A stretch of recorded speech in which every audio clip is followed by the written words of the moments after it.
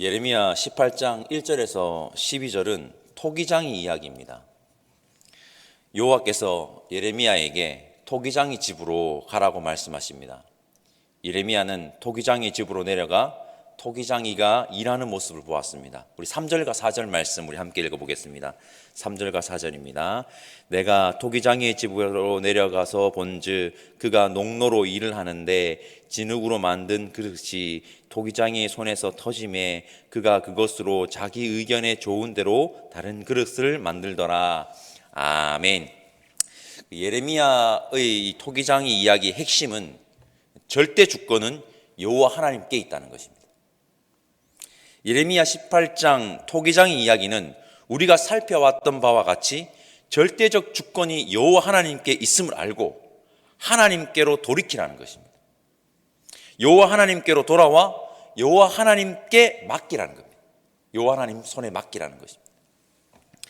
저는 3절 말씀 묵상하면서 엄청난 은혜의 사실을 다시 한 번 더 확인했습니다.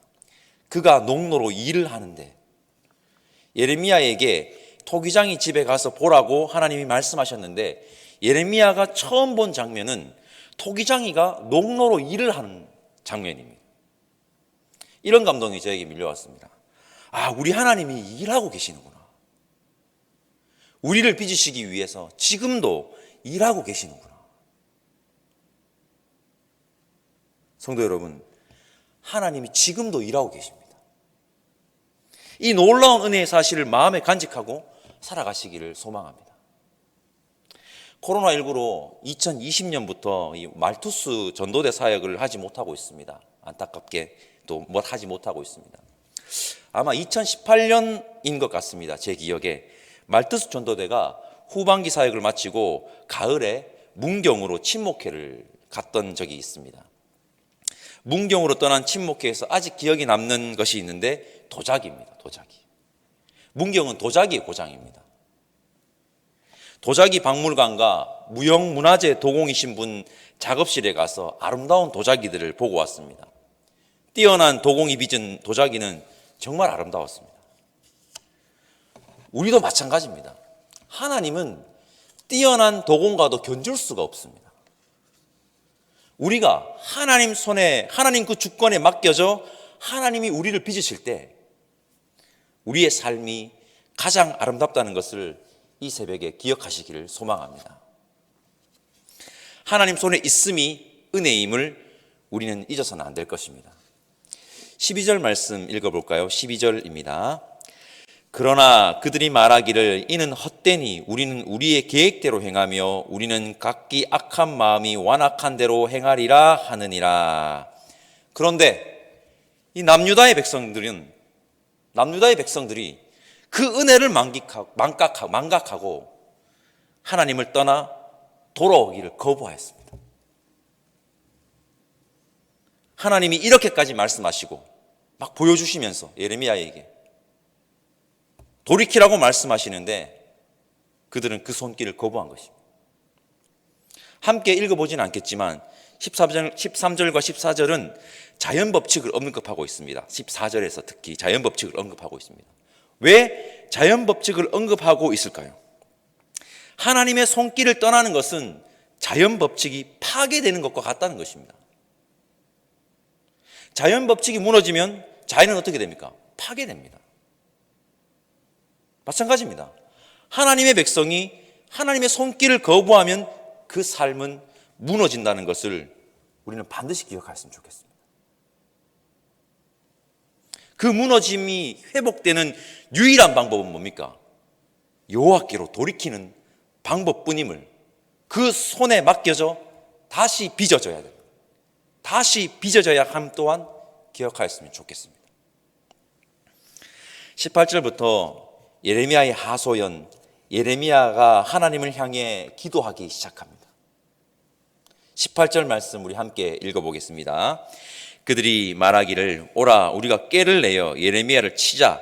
제사장에게서 율법이, 지혜로운 자에게서 책략이, 선지자에게서 말씀이 끊어지지 아니할 것이니 오라 우리가 혀로 그를 치고 그의 어떤 말에도 주의하지 말자 하나이다.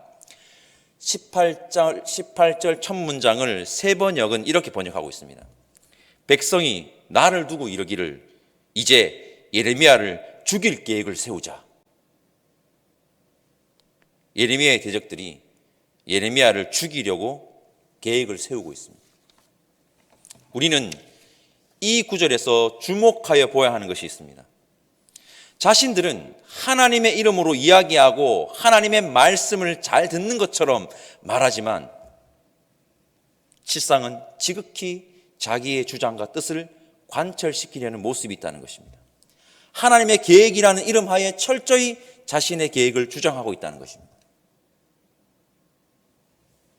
제사장, 지혜자, 선지자, 하나님의 이름으로 사역한다고 하는 자들입니다. 이름은 거창합니다.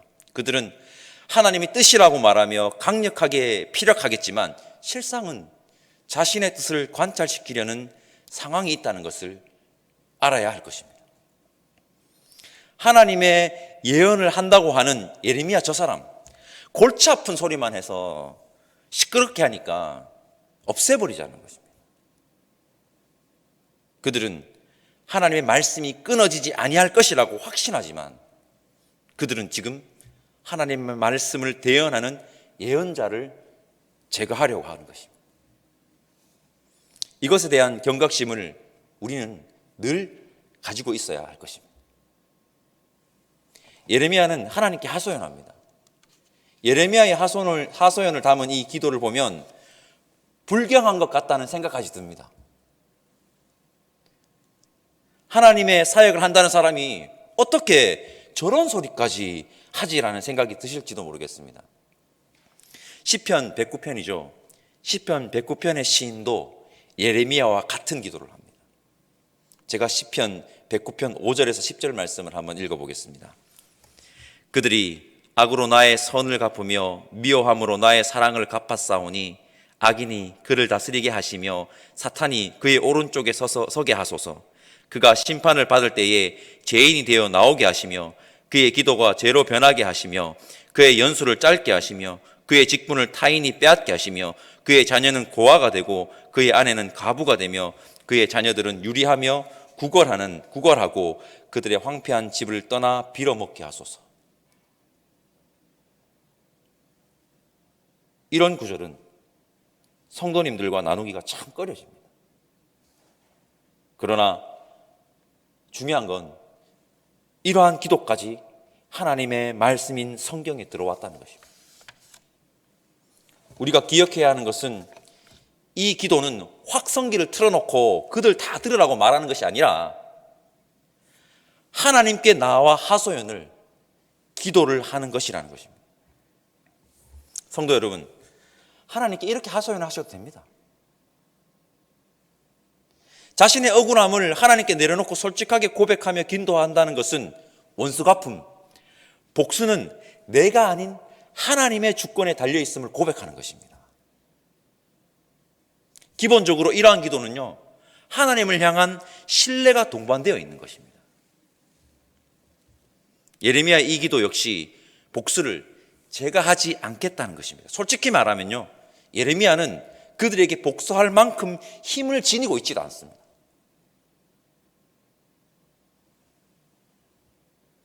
하나님, 나 너무 억울한데 그들이 나를 죽이려고까지 하는데 내가 그들에게 복수할 힘도 없고 내가 그렇게 해서도 안 되지 않습니까?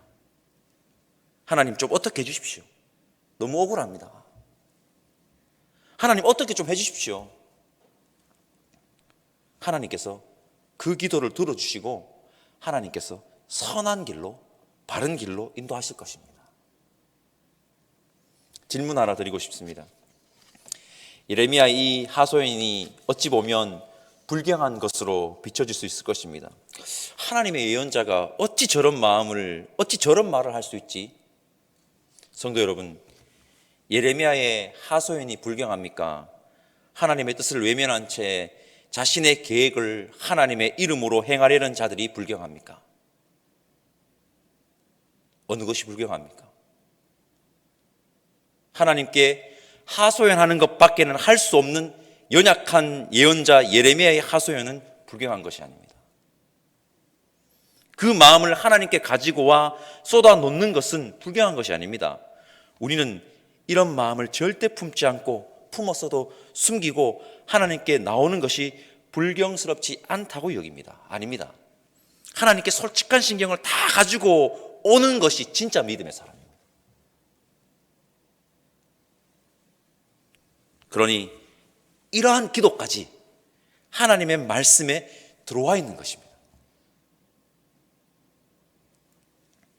다시 한번 말하지만 진짜 불경은 하나님의 뜻이라고 말하며 자신의 계획과 뜻을 관철시키려는 자들이 진짜 불경한 것입니다.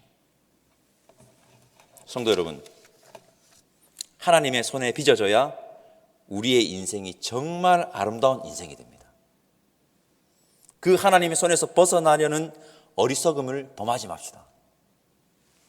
하나님께 솔직하게 자신의 마음을 내려놓는 것 괜찮습니다. 그 마음이 조금 거칠다고 해도 하나님을 향한 신뢰를 가지고 하나님께 우리의 모든 마음을 내려놓읍시다. 진짜 불경은 하나님의 이름으로 하나님의 계획이라는 이름 아래 자신의 뜻을 관찰시키려는 것임을 기억하였으면 좋겠습니다. 이 새벽 함께 예배드리는 우리 모두가 하나님을 향해 서 있는, 하나님의 손에서 빚어지고 있는 믿음의 사람 되기를 간절히 소망합니다. 기도하겠습니다. 하나님, 우리의 삶이 하나님의 손에 있음을 기억하게 하시고 하나님의 손에 우리의 삶이 붙잡힌 바 되어 하나님이 빚으실 때 가장 아름답다는 것을 고백하오니 성령 하나님, 우리를 인도하여 주옵소서. 하나님, 하나님을 신뢰합니다. 하나님, 당신께 우리의 모든 마음을 다 내려놓고 고백할 수 있는 믿음 허락하여 주옵소서. 헛된 것으로 돌아섬이 아니라 하나님께로 돌이키기를 원하오니 늘 함께하여 주시기를 바라옵고 감사드리며 예수님의 이름으로 기도드립니다. 아멘. 하늘에 계신 우리 아버지, 아버지의 이름을 거룩하게 하시며 아버지의 나라가 오게 하시며 아버지의 뜻이 하늘에서와 같이 땅에서도 이루어지게 하소서.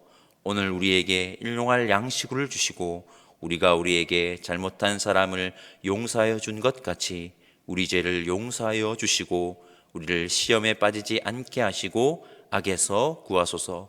나라와 권능과 영광이 영원히 아버지의 것입니다. 아멘.